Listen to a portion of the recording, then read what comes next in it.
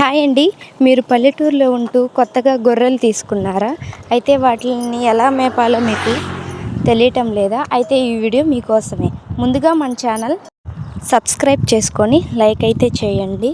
అయితే మీరు గొర్రెలు తీసుకున్నారు కదా, గొర్రెలు తీసుకొని మనం అక్కడి నుంచి తోలుకొచ్చేటప్పటికి సాయంత్రం అవుతుంది.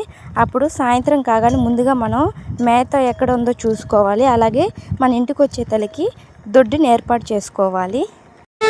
ఎందుకంటే సాయంత్రానికల్లా గొర్రెల్ని మనం ఆ దొడ్లో తోలేయాలండి.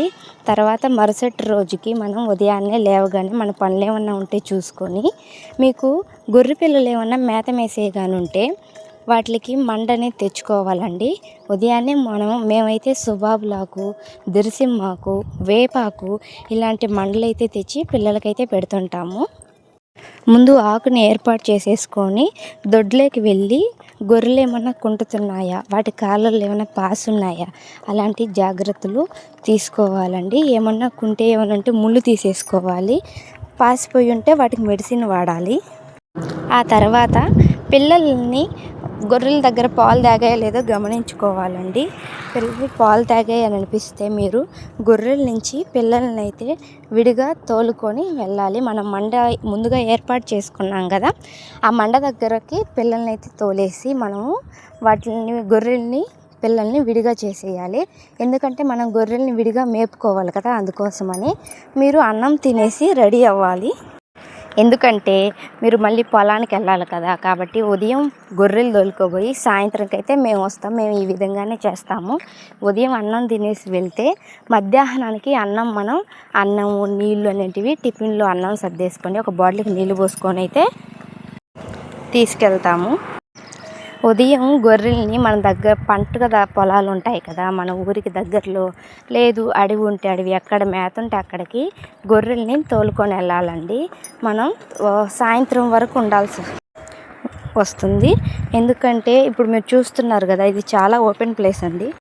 ఇలాంటి పొలాల్లో గొర్రెల్ని మేపడం వల్ల అవి చాలా గట్టిగా ఉంటాయి. మనం షెడ్యూల్లో మేపితే ఉన్న జీవానికి బయట ఇలా తిరిగి మేసిన జీవానికి చాలా తేడా ఉంటుంది. ఎండాగాలికి తిరిగి మేసే గొర్రెలు అనేటివి చాలా గట్టిగా ఏమన్నా వ్యాధులు వచ్చినా తట్టుకునేటట్టు ఉంటాయి.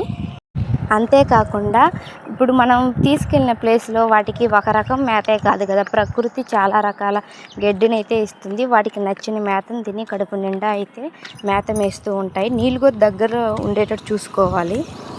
మధ్యాహ్నంగా నీళ్ళు ఉండే ప్లేస్కి మనం గొర్రెలను తోలుకొని నీళ్ళు అయితే తాపుకోవాలండి. తర్వాత అది మళ్ళీ మేత మేయడానికి బాగుంటుంది. అలాగే గొర్రెల్ని మనం ఇలా ఫ్రీగా వదిలేయడం వల్ల మేసేసి అవి ఈనడానికి కట్టాలి కదా, కట్టాలంటే కడుపు నిండా మేత అనేది మేయాలండి.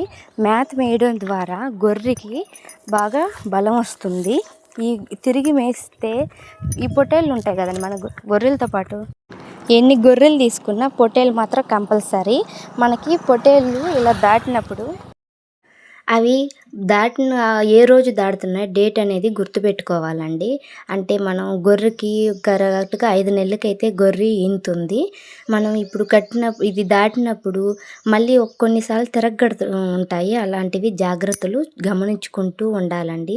గొర్రె ఏ నెలలో కట్టింది, మనం 5 నెలలకు మళ్ళీ ఈనుతుంది కాబట్టి దానికి దగ్గరలో ఈనే టయానికి మనం చూసుకుంటూ అది ఈనే రోజు గమనించుకొని మనం ఇంట్లో తోలుపెట్టుకుంటే మనకి ఇబ్బంది లేకుండా ఉంటుంది. పొలాల్లో ఈనితే మనం పట్టుకొని తిరగలేం కదా, అందుకని.